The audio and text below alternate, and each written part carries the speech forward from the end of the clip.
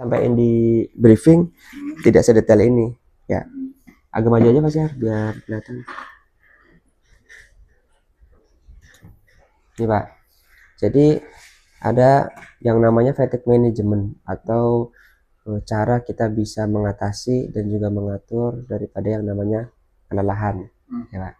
Karena Pak CR sama Pak Arif pasti di tiap harinya selama Bapak bekerja itu akan mengalami lelah pasti Pak. Nggak mungkin Dever nggak lelah, tiap hari akan pasti lelah. Makanya tinggal bagaimana kita bisa mengantisipasi dan juga mencegah hal-hal buruk akibat kelelahan. Sebab banyak kejadian-kejadian atau kecelakaan itu menimpa bapak-bapak karena lelah. Lelah itu nanti bisa ngaruh ke fokusnya hilang, konsentrasinya menurun. Bisa juga ada teman-teman kita yang accident karena microslip. Nah itu Pak. Jadi banyak dampak buruk yang diakibatkan dari kelelahan. Nah kita mulai dari yang dasarnya dulu. Jadi nanti di pertemuan kita ini saya sampaikan tentang pengertian apa itu fatigue. Yang kedua fakta di lapangan tentang fatigue itu seperti apa. Yang ketiga penyebab fatigue. Terus ciri-ciri fatigue sama bagaimana cara kita untuk bisa mengantisipasi sebelum timbulnya fatigue agar tidak timbul dan juga mengatasi ketika sudah timbul gitu. Jadi kalau kita hanya fokus pada bagaimana caranya agar tidak fatigue, saya rasa nggak akan bisa. Sebelumnya jadi ya gitu. Oke. Jadi yang pertama adalah ini Pak. Fatigue itu artinya ini Pak, kelelahan. Dalam dunia logistik, kondisi fatigue atau lelah itu nanti akan terbagi menjadi 3. Satu, fatigue emosional, fatigue fisik, dan juga fatigue mental. Dan dari ketiga hal ini nanti akan berpengaruh ke kinerja Bapak. Nanti ada pembagian, ada sub-sub bawahannya. Nah, intinya ketiga hal tersebut nanti akan menyebabkan penurunan kinerja, ya Pak. Dan juga bisa meningkatkan resiko kecelakaan di tempat kerja seperti di kendaraan sepanjang bapak jalan. Yang kedua di toko, bahkan di gudang sekalipun itu bisa terjadi Pak. Karena kan kita bukan hanya ada driver tapi juga ada helper. Misal di simpan sini aja yang di warehouse fresh. Ya di Wings juga kan sama driver-driver kita wajib untuk CLH juga, CLH ya Pak. Wajib untuk mengecek Pak. Jadi contohnya CLH kalau saya tidak salah ya, di CLH Marunda itu driver tidak boleh pulang setelah pengiriman. Dia wajib menyaksikan prosesi loading sampai selesai. Nah itu juga kan dia pasti akan punya potensi ya, baik itu ketenggor atau apapun. Meskipun dia tidak langsung ikut serta, tapi kan ada lah potensi-potensi di sekitarnya.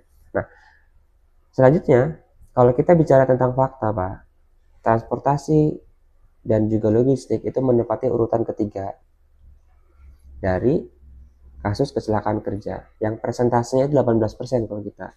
Yang ke-1 dan keduanya, yang pertama itu ada bidang konstruksi Pak, 29%. Bangunan Pak, itu yang paling tinggi. Yang kedua ada di manufaktur, di pabrik, buruh-buruh Pak, dia resiko kecelakaannya itu sebesar 26%. Faktor apa saja yang bisa nyebabin ini ya banyak, bisa kelalaian, bisa operasional ya Pak, dan lain-lain.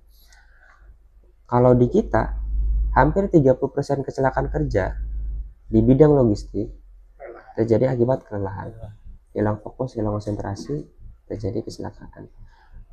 Karena apa Pak? Bisa jadi satu, shift panjang. Kita di sini shift panjang, iya Pak, dari jam 5 sampai jam 5 sore. Mereka sudah 12 jam. Meskipun 12 jam Bapak itu tidak selalu beraktivitas di jalan, tapi kan aktivitas Bapak ada di gudang, bukan di rumah. Kalau di rumah kan enak Pak, bisa tidur, makan, ya. Meskipun Bapak nggak berkendara, contoh ya, kita lagi collab Pak. Bapak bekerja di gudang itu, hari itu 12 jam. Nariknya cuma 1 rit. Tapi tetap lelah.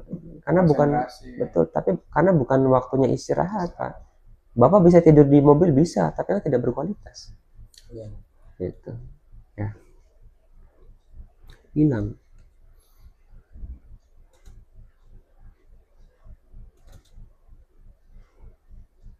Nah, jadi fatigue management itu penting Pak untuk keselamatan dan produktivitas bapak-bapak. Ya. Kalau orangnya sakit karena kecelakaan kerja, kan otomatis dia akan turun Pak produktivitasnya. Sering sakit, setiap hari 1 rit. Contohnya Pak Momok kan hari ini dan mungkin seminggu ke depan nggak bisa narik 2 rit. Ya pasti saturit. Pemulihan. Pemulihan.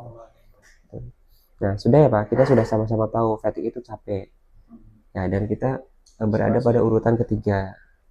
Jadi, bagaimana caranya kita bisa antisipasi hal itu? Terdapat 3 jenis fatigue Pak, berdasarkan kategorinya. 1, fatigue fisik, mental, dan juga emosional. Kalau fisik, ini badan Bapak capek Pak, dan juga kesulitan untuk mengerjakan hal-hal yang nanti akan kaitannya sama tenaga ya, sama fisik ya. Itu betul. Jadi Bapak nanti akan kesulitan seperti naik tangga, berjalan, ya, naik turun bangkar, turun mobil, bongkaran barang, nanti akan sulit Pak. Karena secara fisik sudah lelah. Yang kedua, fisik ini, yang kedua adalah mental Pak. Mental itu nanti akan berpengaruh ke sini, kognitif itu cara berpikir, ya. Jadi makanya kita sering ketemu dengan teman-teman yang salah input kilometer awal, kilometer akhir, salah di motor ya, salah masukin. Gimana Pak Sehat? Terus jadi emosionalnya itu kadang-kadang sensitif dengan emosi, dengan teguran dikit dia langsung marah lagi. Jadinya apa namanya, terganggu itu Pak. Ya itu Pak, jadi cepat baper ya orangnya. Singgung. Nanti kita di sini, tapi memang betul itu juga karena kita balik ke sini Pak. Jadi orang yang capek ini di jenis atau kategori mental ini, dia nanti sulit untuk berpikir jernih, terus juga dia sulit untuk konsentrasi, salah kilometer awal, salah kilometer akhir, salah kilometer isi BBM, salah input liter BBM, apapun itu Pak. Termasuk ketika dia serah terima, itu nanti akan sering kali berpotensi selisih barang atau kurang barang. Ya. Jadi hilang fokus ya poin nomor 2. Ya, jadi dia pengen cepat-cepat selesai. Nah ini buru-buru Pak, karena sudah capek banget. Nah, yang ketiga yang tadi Pak Siar sampaikan, emosional Pak. Baperan, 1. Yang kedua, empatinya hilang. Karena Bapak sudah capek, emosi sudah terkuras, panjang jalan, panas, ya, mobil pengendara lain itu juga ugal-ugalan, macet, atau apapun itu pasti nanti akan berpengaruh ke empatinya Bapak. Jadi nanti mikirnya pas ngelihat ada kejadian, misal ada kecelakaan orang lain atau apapun, ya sudah malas nafsi-nafsi, orang saya udah capek gitu ya. Iya. Atau ketika di toko, saya udah capek, biar anak toko aja bongkaran. Gitu. Banyak Pak. Ini 3 jenis fatigue yang seringkali dialami oleh teman-teman driver. Penyebabnya apa saja Pak? 1, jam kerja panjang dan shift malam. Ada kita nih, komplit 2 jam. Yang kedua, kurang tidur dan tidur tidak berkualitas. Kita ada suami-suami yang masih punya anak kecil Pak Syar. Iya, saya juga terganggu. Jadi terganggu. Begadang. Makanya saya sering kasih toleran untuk Pak Arif, karena saya lihat Pak Arif masih punya anak kecil, kan gitu Pak. Ngurusinnya tuh 2 kali lipat. Iya, capeknya. Bangun tidur. Anak tuh berapa tahun? Berapa bulan? Yang itu yang paling kecil 2 tahun. Oh iya, berarti seanak saya malamnya sering bangun. Tidur jam 2 malam juga. Nah, anaknya malam pengen main jam berapa? Jadi kalau nggak kedapatan mobil, saran kami tidur ya. Istirahat. Jadi ini Bapak nyalakan aja kipas di sini atau di mobil. Kalau nyaman di mobil, jadi biar tidurnya itu bisa, istirahatnya bisa cukup. Kurang tidur dan tidur tidak berkualitas. Sebetulnya tidur di mobil itu bukan tidur yang berkualitas ya. Itu juga nanti akan ngaruh. Yang ketiga, beban kerja berat ada karena kita ikut membantu mengangkat dan memindahkan barang. Yang keempat, karena pola makan tidak sehat. Orang yang gulanya tinggi cepat ngantuk, cepat lelah. Habis makan langsung ngantuk. Gitu ya Pak. Orang yang kurang minum juga sama, kurang hidrasi. Nah, jadi pastikan badan Bapak terhidrasi. Jadi caranya bagaimana? Beli tumbler. Jadi ya, jangan beli apa, belinya tuh yang aqua gitu ya, mahal. Mikirnya 2 kali. Saya juga mau beli 2 kali. Beli tumbler berapa sih paling 50.000 ya Pak? 50.000 itu dalam jangka panjang loh. Bapak ngisinya kan ngisi air godokan atau air dalam. Saya di sini ngomong sama Pak Alwan, Pak, untuk di sini masih bisa dapat air gudangan ya? Iya. Kalau enggak ya dulu bawa masuk, saya akan ngomong sama Pak, jangan numpak gitu, ada perbantuan. Ya agak mendingan tuh. Agak bagusan. Terus dia keluarin lagi, alhamdulillah. Iya, di luar ya, jadi ya bisa diambil kan? Bisa diambil. udah mana airnya air fit. Bagus ya. Itu ya. Jadi kalau belum punya tumbler, saya sarankan beli tumbler segede mungkin Bapak, tapi jangan galon juga. Maksud saya biar uang Bapak tidak banyak terpakai dan Bapak tetap bisa terhidrasi. Airnya di sini banyak Pak, di sini dia kena air. Di kardus ada juga. Ada, di sana ada air, pakai aja. Yang kelima, kurang istirahat dan jeda kerja yang minim. Kurang istirahat, kita iya Pak. Kita itu potensi kecelakaannya tinggi karena lelahnya Bapak itu terakumulasi. Sekarang gini, Bapak jarang libur. Ya, oke Pak. Kita itu memang sudah tidur 6-8 jam, sudah sangat normal. Pulangnya sore ya.